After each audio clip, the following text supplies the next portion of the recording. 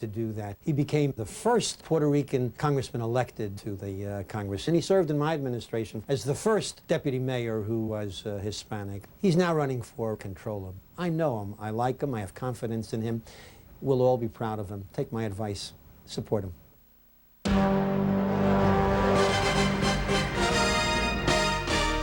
This is Channel 2 News at noon. Good afternoon, everyone. Tens of thousands of North Carolina residents have been told to pack up and head out of harm's way this noon. Harm is called Emily, a hurricane which could spell trouble for us later this week. The hurricane is expected to make the North Carolina coastline her first stop in less than about 24 hours. We're going to get the very latest now from WTRK reporter April Wilson. She's standing by live in Avon with this story. April. Mandatory evacuations have been in effect since 6 o'clock this morning. Now, if you look at the road behind me, this is one of the roads leading out of the Outer Banks. There's not too much traffic right now, but if you go further up the road, it's getting pretty heavy up there. Most of the people are tourists who are leaving, who are heading for the mainland or for home, but a lot of the locals say they are staying and they're boarding up their homes and waiting for Emily. Although the sea appears to be calm, the anxiety further out and right here on Hatteras Island is building. Tourists are heading out, disappointed that their vacations are cut short. Been here for just a day. I have to turn around and leave for a while and come back if we can get back. This family just got here yesterday. Now they're leaving 10 days earlier than planned. They'll continue their vacation on the mainland, hoping to come back in a few days. We waited all year for vacation, and now we have to leave because of nature, so can't do anything about it. Willie Foster makes his home here. He's lived through Gloria, Bob, and now he's not going anywhere for Emily. You know, people around here tend to take storms not as serious as maybe they should, but you know, you've just always got to be ready for the worst, and yeah, that's what people around here are trying to prepare to do now. And down by the gas station in Buxton, much of the same. A lot of the folks gassing up to go nowhere.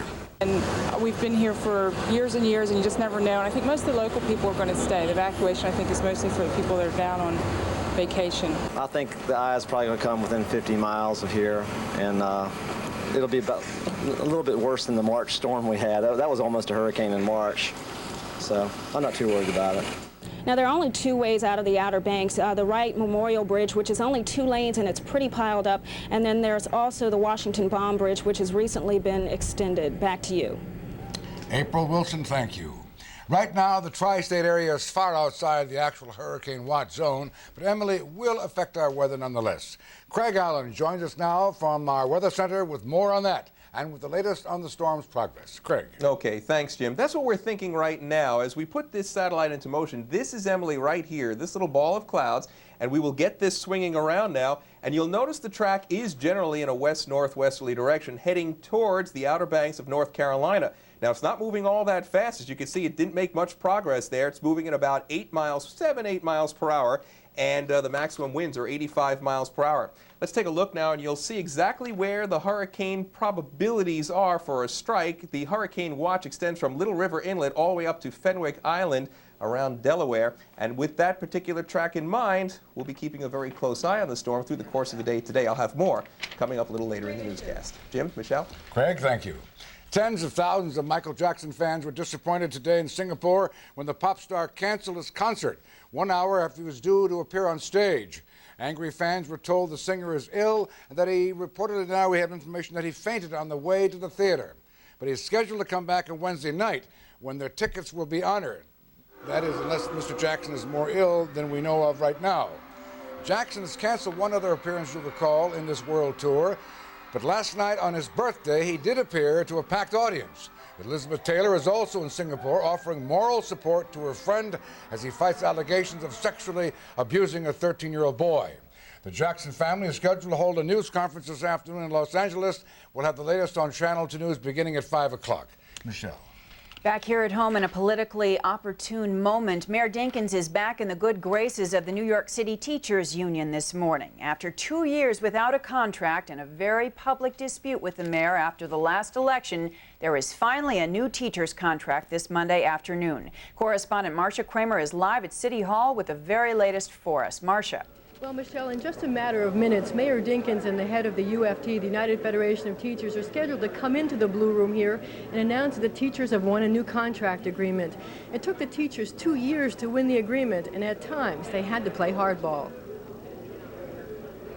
I want a fair contract, one that shows that teachers are valued. The teachers union, which had been without a contract for 2 years, waged a bitter battle with the mayor to win concessions, knowing all along that he would have to make peace with the union in an election year, where teachers and parents have critical votes to cast in deciding who the next mayor of the city will be. The United Federation of Teachers battle included a $1 million television media blitz last winter and a big demonstration outside the mayor's home at Gracie Mansion. Clearly, the tough talk paid off. The union's 90,000 employees, including over 66,000 teachers, won a 4-year contract that is retroactive to October 1991. The deal includes a 9% across-the-board hike. It means that starting in September 1994, the last year of the contract, new teachers will be paid $28,749, up from the present $26,375. Experienced teachers with 20 years on the job will get $60,000, up from $52,750. Last winter, Teachers President Sandra Feldman reflected on the importance of the contract. This contract negotiation is absolutely essential to the future education of the kids of this city. Well, although the $60,000 top salary for teachers may seem like a lot, it doesn't make New York City teachers the highest paid in the region. In fact, in Putnam County, teachers with 20 years experience get $69,000, and in North Rockland, they get $68,000. Reporting live from City Hall, I'm Marcia Kramer, and now back to the studio.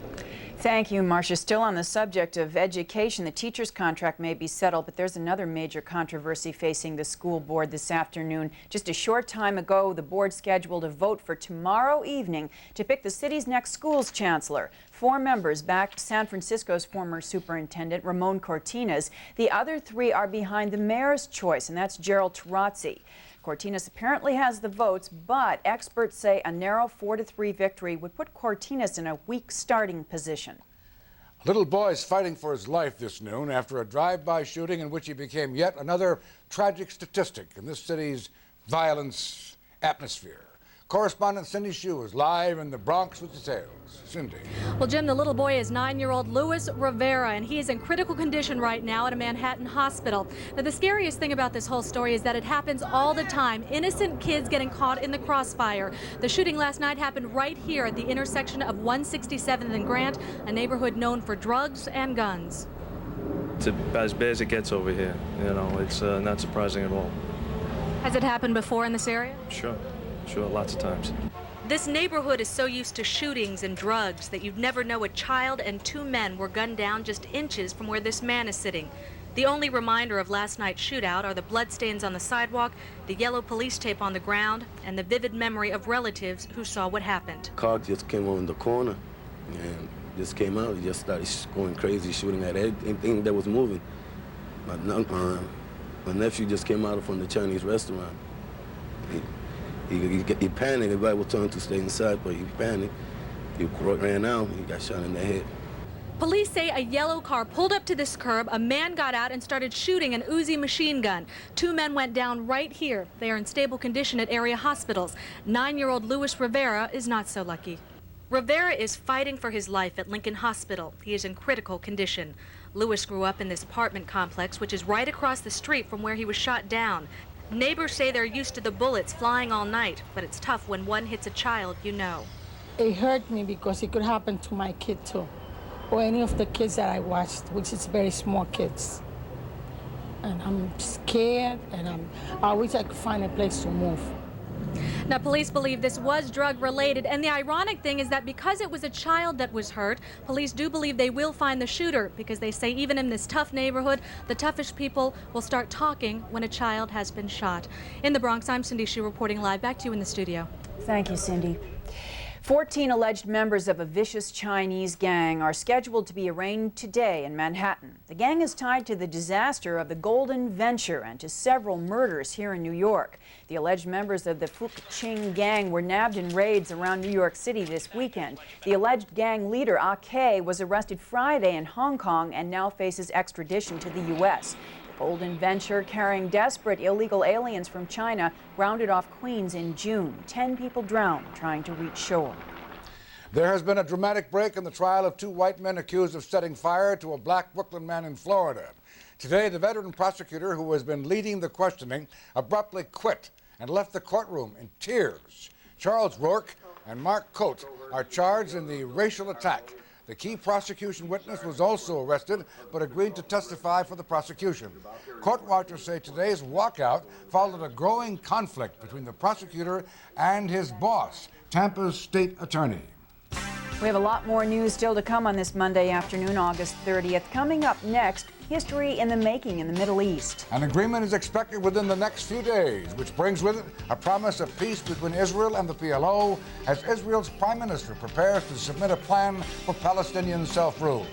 And then it's back to work for President Clinton. We'll tell you what's on his agenda now. New project? Yes, I'm in the process of choosing a dentist. Have you called 1-800-DENTIST? You can't get this kind of information from just one phone call. I've surveyed every dentist in a 3.5-mile radius, compiled data on their schooling, years in practice, special training, and I've narrowed it down to exactly who you just got from 1-800-DENTIST. Find out for yourself how easy it can be. Call 1-800-DENTIST today. Can't hurry, love. No, you just have to wait. Makes America laugh out loud. I've been really lucky because I've always had jobs that were fun. Now David Letterman is speaking up. Let him sue me. Michelle Marsh reveals Dave in a whole new light. Be honest, are you nervous right now? You know, I ought to be. Before you catch his late show premiere. What are we gonna see? I have no idea. I've missed most of the meetings. So I don't know. Get to know the real Dave. It's just a little embarrassing. Today at 5 on Channel 2 News.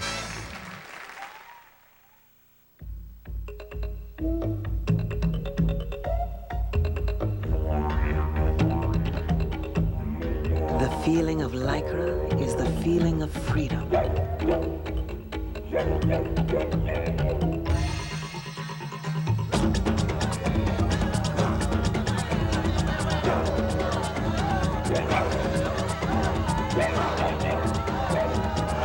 Let yourself go. Live in Lycra.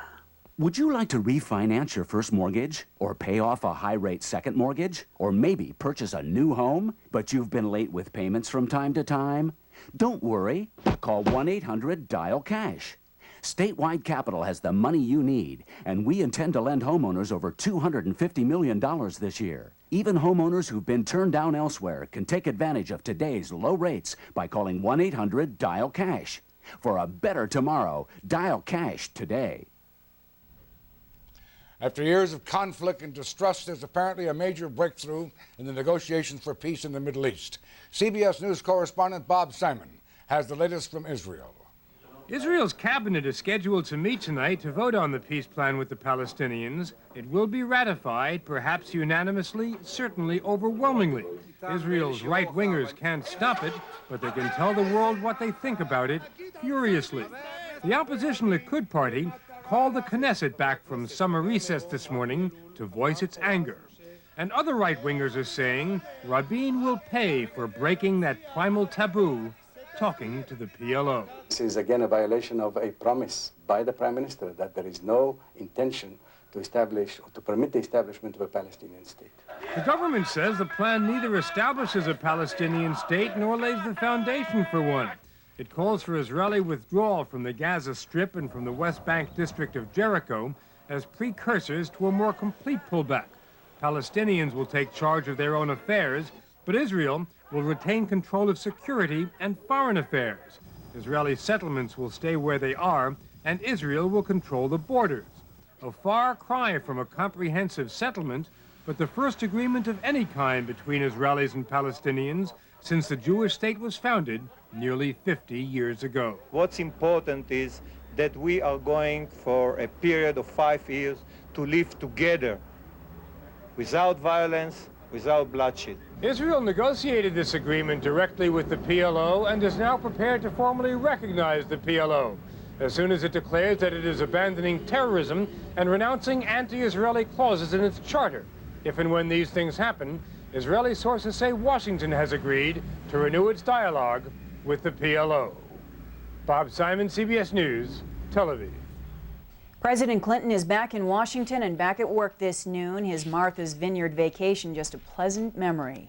Going home immensely grateful to all the people who've been here for your hospitality, your warmth, your understanding of the problems we cause on occasion, and very much refreshed, renewed, and ready to go back to work for the American people.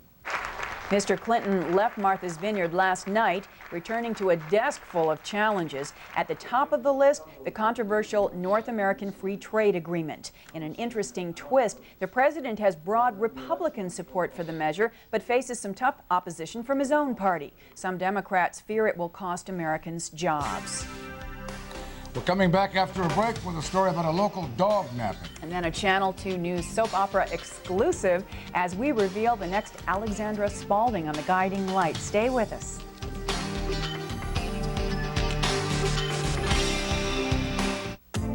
Pathmark rewards great dental care. Buy the germ-fighting mouthwash, Listerine or Cool Mint Listerine Antiseptic.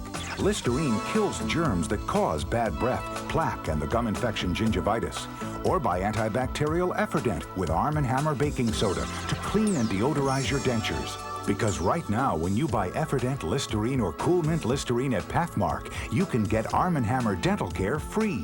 So reward yourself with great savings at Pathmark. You're looking at an armed robbery in progress. In a few seconds, it'll become a cold-blooded murder. Tonight. It's outrageous. I think he was on high. We just don't understand this. Channel 2's Mike Taibbi brings you the exclusive story of an unthinkable crime. My baby didn't do what he did. One moment in time that changed the lives of two families forever.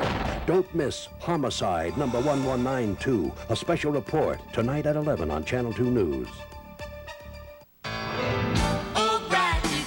It's a bright new day on Broadway with Broadway's brightest new stars, David Cassidy, Petula Clark, and Sean Cassidy. 3 more reasons why audiences stand and cheer every night at Blood Brothers. So make like David, Petula, and Sean.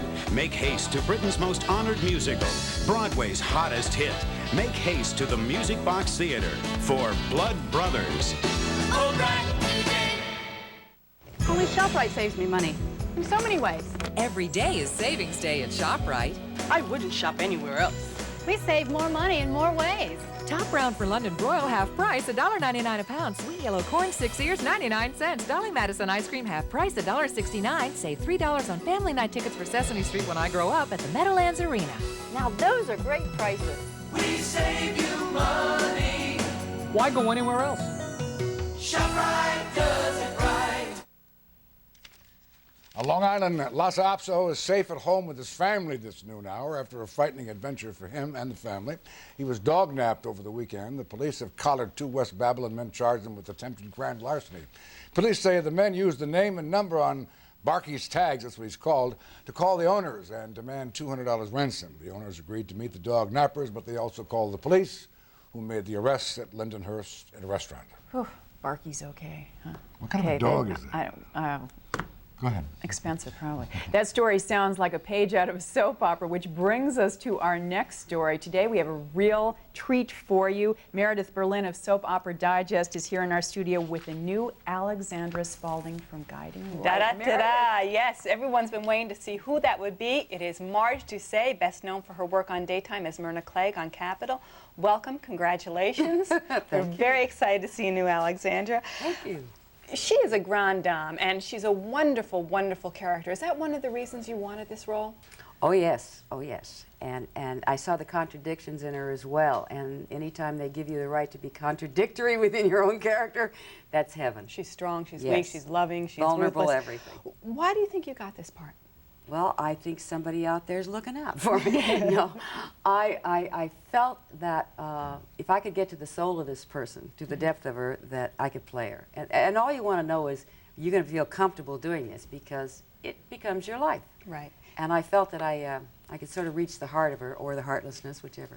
Now, when we last saw her, Beverly McKinsey was playing her. That was a year ago. She went off abroad somewhere. Why is she coming back now, and who can we expect her to see her with romantically? Well, that's another contradiction. We don't always know all those answers. But I think she's going to have a very good reason. And yes, I think you're going to see her romantically. And I'm not quite sure exactly. Perhaps yet, Roger or whoever, right? You've been very successful in primetime. You've done a lot of episodic work. Why come back to daytime now? Well, you know, it's very hard to find a character that you can stay with. And a lot of the things you do are flippant, and you can do them for a short, brief period of time. And I've done some plays. And when you find a character, I know, you know, they're a love. They really are. A good character that you know is going to have a chance to have a lot of dimensions. Well, and that's a wonderful experience. So. Good luck and congratulations. Thank you. Thank you, Meredith. Congratulations. And Craig Allen will return after a break with more on the path of Hurricane Emily. And then let the late night wars begin. I'll give you a preview of my interview with David Letterman as he gets set to debut tonight right here on CBS. But what do you... Really talk to. Quality time for us is reading wonderful stories together. For the experience of a lifetime, make time to read with your children. When we develop our film at CBS, should we take the free second set of jumbo prints or the free roll of film? Double prints. No, take the film. They aren't coming on the honeymoon, are they? Oh, CBS. For soothing an upset stomach, there's nothing like Pepto-Bismol, unless you find something with the same active ingredients. Like the CVS brand. The difference, $2. Why pay more? CVS. This is Roseanne Coletti. The Troubleshooter hotline is closed for the month of August. If you have a problem for the Troubleshooter, you can dial our summer number instead, 212-975-6925. Now appearing at one of New York's premier museums, a fascinating exhibition containing over 2,000 examples of the world's most interesting stuff. Excusez-moi. On loan from dozens of discerning individuals who have collected a dizzying array of stuff like marbles, miniature cars, dirt, baseball cards, Barbies, and of course, stuff like me. Great stuff. Now appearing at the Children's Museum of Manhattan. I'd see it myself, but plastic. Ba-dum-sha. When we got married, all I thought about was how lucky I was. Then when we separated, all I could think about was protecting myself and getting enough support for my children. My husband said he'd work out a divorce settlement that was fair for both of us. But when I told him I thought I was entitled to part of his pension, he hit the roof. That's when I called Jacoby and Myers. For a free divorce consultation, call 1-800-97-LEGAL. Jacoby and Myers. Mickey Dolenz tells about his wild and hazy days with the Monkees, plus our special update on Michael Jackson on the next ET. Tonight at 7:30. Time now to update you on our top stories here on Channel 2 News at noon. In Singapore, what was supposed to be a rollicking Michael Jackson concert is instead an empty stage. Tens of thousands of angry fans were sent home after Jackson reportedly fainted on the way to the stadium. Jackson's been ill on the Strip. He's also fighting allegations of child abuse. Here at home, after a bitter 2-year battle, New York City's teachers finally have a new contract. It includes a pay raise, retroactive to October of '91. Top salary for New York City teachers is now $60,000 per year. Craig Allen is here now with the very latest on the path of Hurricane Emily. Craig. Okay, thanks, Michelle. We have a lot to talk about, obviously, so we're going to go right to it, starting off with our weather. We have 63% humidity and a westerly wind 5 miles per hour here in the city. It's currently 79 degrees, going up pretty fast. Warm, muggy day coming up. Here is Hurricane Emily, a terrific shot of this storm, and pretty huge too. It extends about 125 miles in all directions of the storm system, and you can see the facts here. 85 miles per hour, west-northwest at 7. That's the movement of the storm, and the central pressure is now down to 28.79 inches. Let's take another view of the storm system, okay, and we'll see exactly what's happening. Here's the hurricane. These are the cities across the East Coast, Cape Hatteras, Wilmington, North Carolina. Now, if we take a look and see the track of the storm system, it is moving generally in a northwesterly direction right towards Hatteras, 325 miles away from the city right now, and then may hook on up the coast. So our forecast is calling for more clouds than sun during the day today, about 83 degrees, very muggy day. Tonight, we're down to about 72 here in the city. Go to the 5-day forecast now, and you see where I've put the rain in. Tuesday night into Wednesday, we may have to deal with wind with that, and certainly some high ocean swells. That would be right on into Wednesday, and Thursday and Friday look to be quite warm once again. Okay, thank you, Craig. Well, tonight on Channel 2, David Letterman makes his long-awaited debut at a new time, on a new network, and in a new home. The landmark Ed Sullivan Theater is ready for tonight's audience after a round-the-clock renovation effort. I asked Dave how he feels about the big day. Be honest, are you nervous right now? No, I'm not. I'm too, I ought to be. And maybe if this was my first job, I'd be a little nervous, but I'm just not. I've been through this before, and I'm confident that one of the nice things about this, and one of the real reasons, forget all of the hype, forget all of the publicity, the only real reason to watch the new show early on, you're going to see unbelievable, crippling production mistakes. You're just going to, because we're in this theater, we have never done shows in the theater before. You just don't know. Something might blow up, a steam fitting may explode, people might get killed. So that's the only area where I'm a little nervous, because we just haven't done shows in that theater. We just don't know if it'll work. We'll see. Well, in the rest of my interview with Dave, we're going to get a little more personal.